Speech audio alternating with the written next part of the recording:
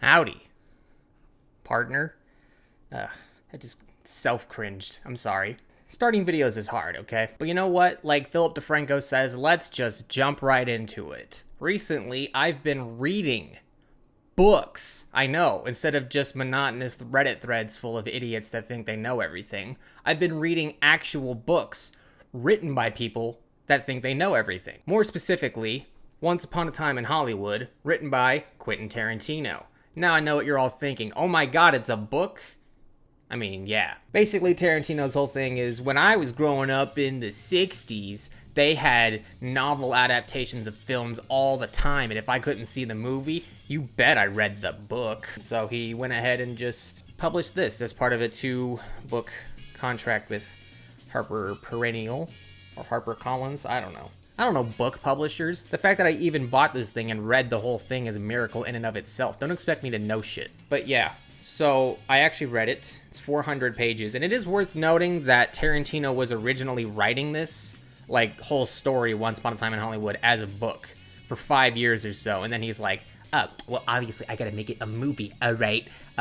If it's a movie about movies, that's, like, my specialty, right? That's my Tarantino impression of him from the 90s. He doesn't talk like that anymore. I don't know. It's the best I can do. So, yeah, I would say, overall, first impressions, I definitely like it more than the movie, and I can confirm that because right after I finished reading the book, I rewatched the movie for the first time in, like, 2 years, and I had pretty much the exact same reaction to it. I don't think I liked it any more than I did when I saw it in the theater, which pretty much just confirms that I'm a very consistent guy, except for when it comes to uploading videos, that is. 400 pages, and the font is not very small, so it reads quick, and there's only 25 chapters, so it's in terms of... It's a good-sized book, but let's talk about the actual contents of the book itself, because obviously I'm not here to just marvel at a fucking paperback for 20 minutes. So Tarantino's writing style has always been a little, I don't want to say juvenile, but I'll say juvenile, because, like, he does these really well-crafted sequences in movies, and, like, it's clearly constructed by a whole crew of people that are all adults and know what they're doing when it comes to producing a film. Like, you know, the technical aspects of his film and the craft of his filmmaking is top-notch. Nobody's denying that. It's just his writing, I think, where he's starting to lack in recent years. But I will say that this definitely reads like something written by Quentin Tarantino. So if you're a fan of Tarantino's writing style, you'll probably really enjoy this. I don't know. At times it kind of gave me the impression of, like, it kind of felt like it was written by, like, a 14-year-old in an English class at some points. Just, I don't know, like, there's a whole 3 or 4 page section in this book that's basically just sucking Roman Polanski's dick.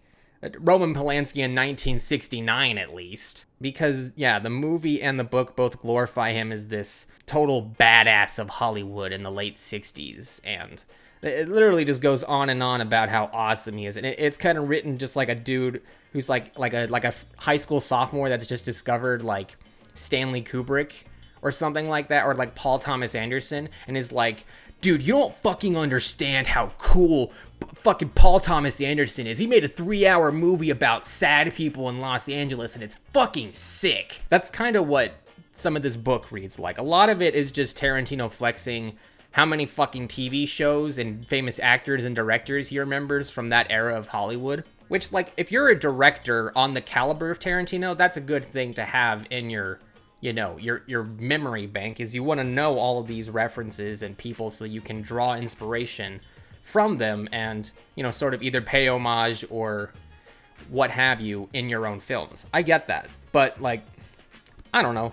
There are just, like, very clear sections of this book where if you don't know shit about any of the people he's talking about, it's all just going to go over your head. So there are several parts of this book where you can just skip like 2 or 3 pages because you know it's just going to be Tarantino rambling on and fucking on about a bunch of shit you've never heard of. But also part of the weird, like, blurring of reality and fiction in this specific story is a little misleading, because I thought Lancer and what was that guy's name? Jim Stacy and all these people. I thought Lancer and Jim Stacy and the director of the TV show and all this shit, I thought Tarantino made all these people up. But no, It's real. It's just so obscure that most people have never fucking heard of it or even remember it, at least, you know, millennials like me. Which, whether Tarantino likes it or not, is sort of the main reason why he's doing so successfully at the box office. The Generation X parents showed their millennial kids Tarantino's filmography, and now millennial kids and Zoomers are eating this shit up. Which isn't a bad thing. I mean, obviously there's a reason his films are so popular and so successful, but like, I don't know. When it comes to Once Upon a Time in Hollywood, it kind of strikes me as something that should have stayed as a book, and they didn't really need to go the whole movie route with it. But I think one of the main issues I have with the book specifically is that it actually sort of hyperbolizes the uselessness and pointlessness of some of the Manson stuff and the Sharon Tate stuff in both the movie and the book. The book has several chapters dedicated to Pussycat, the character played by Margaret Qualley, I think her name is, in the film. Like, there's a lot more from the perspective of the Manson family in the book, which I will admit is interesting that they fleshed out that aspect of it more, but it also kind of begs the question, why is it even in this book? Because, spoiler alert, the book does not end the same way as the movie. The movie, as you remember, again, spoilers, it all culminates at Rick Dalton's house. The Manson people show up, Cliff Booth fucks them up, and then the last one lands in the pool and Leo tortures her to death. It's a very violent, very exciting ending to a movie that ultimately seemed like it didn't really have a point. Like, it could have just been a character study of Rick Dalton, but then they had to throw in Tarantino's usual shit at the end for the last half hour. Just because? I mean, I get thematically why it works. Like, Cliff is the stuntman, he gets all the, you know, upfront violence, and then Rick Dalton is the actor, and he comes in and he sort of, you know, saves the day with the glamour shot. I get all that. But in this book, it's literally just mentioned in, like, a line or two in chapter 8, and it's like 8 out of 25. This is a third of the way through the book. You're basically just spoiling the movie, and then you're not even gonna, like, reenact it in the book. It's just mentioned off screen, and then they never actually get to it. So it's like, why was it in the movie?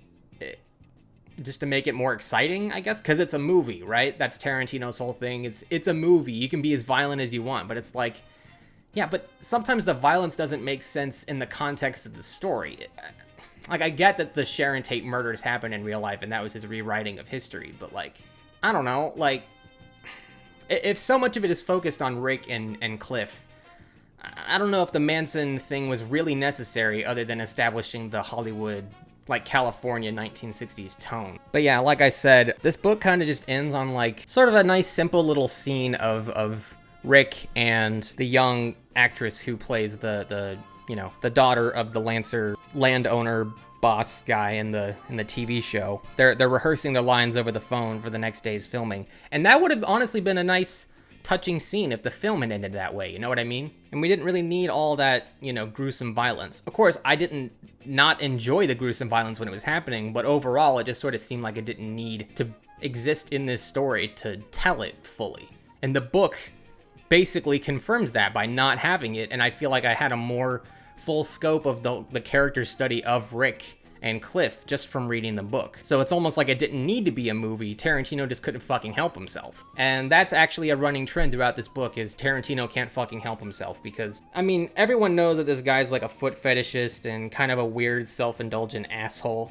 And I don't think anybody's gonna dispute that, even his biggest of fans. I mean, he was my favorite director when I was 15. So if that, I mean, that pretty much speaks for itself, right? Yeah, it's clear that, like, there's a reason why his work appealed to me when I was so young, because there's a passage in this book where it's describing Sharon Tate for the first time, and I swear to God, it's like, I don't know, kind of fucking smutty in a way. Let me find the page real quick.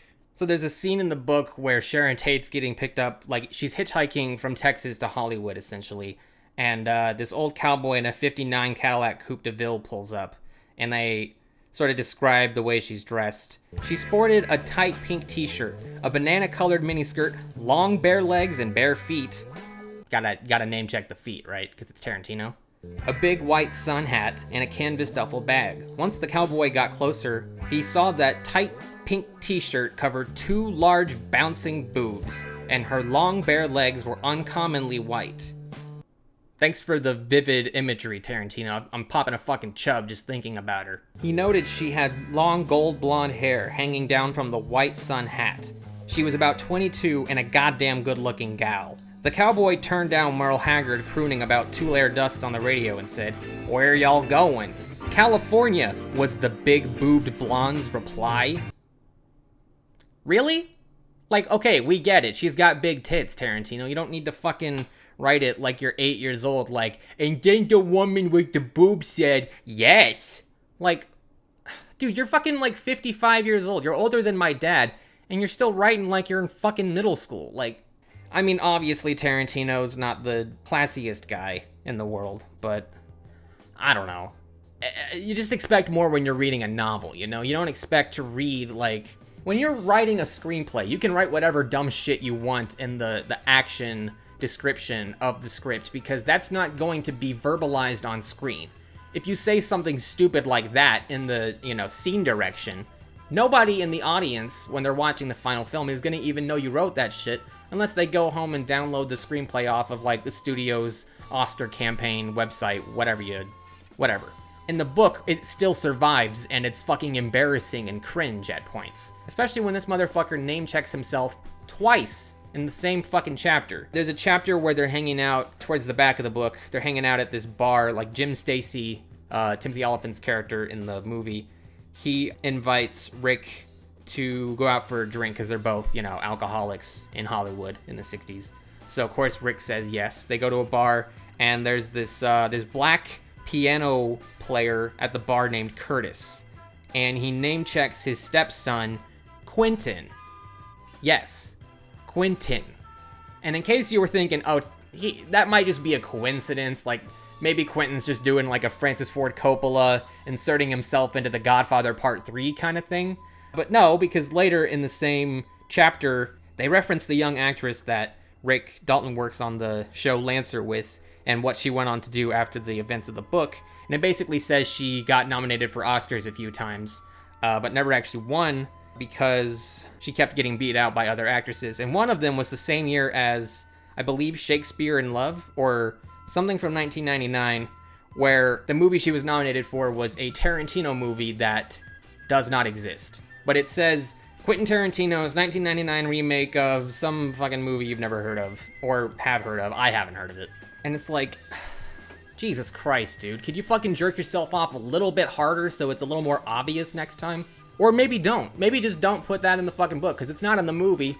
It's just random bullshit. Like, this guy fucking loves himself so much, he wrote himself into his own book. Okay, we get it. You grew up in Hollywood in the 70s. Like, oh, we understand you were around. Do you literally have to fucking name check? Like, oh, what are the odds that my black stepfather, who's a piano player, worked in some dingy bar, some famous Hollywood bar, where all these actors that don't actually exist came in and met him? Whoa, isn't that crazy? We had Rick Dalton sign a cocktail napkin for my stepson. My real stepson, who really exists. Oh, and that guy, he wrote this fucking book, by the way. But it doesn't take up a majority of the book, I should say. There's just, it pops up every now and again, and it just makes you roll your fucking eyes so hard they almost burst out of your skull. But I do have nice things to say about this book, so I should touch on that. I definitely felt like I got more of the atmosphere of what he was going for. Like, there's that scene in the movie where Steve McQueen and Jay Sebring and Sharon Tate and everyone, they're all at the Playboy Mansion at the party. And that actually gives more backstory to the whole, like, she was engaged to the people that are now her casual friends sort of aspect that Sharon Tate had to her.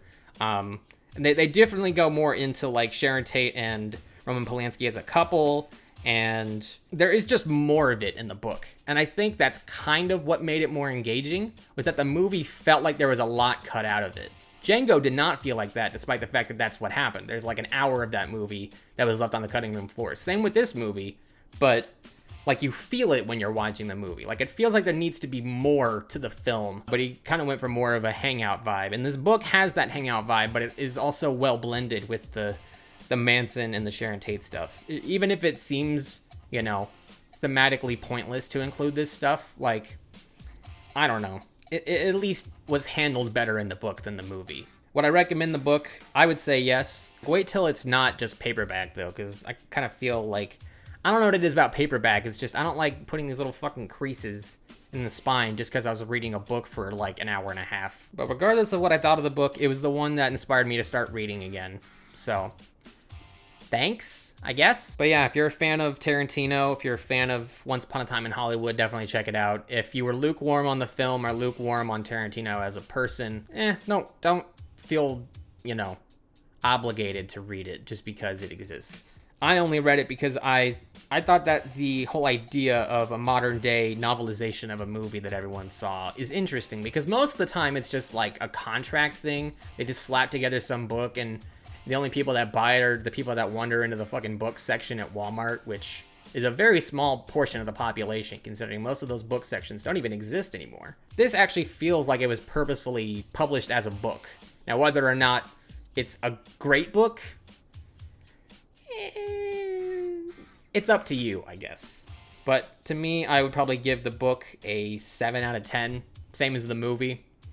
Not the greatest thing ever, still pretty good, enjoyable enough, but ultimately just makes me hope that Tarantino will do something great for his last movie. If his next movie is in fact going to be his last, hopefully it's better than Once Upon a Time in Hollywood.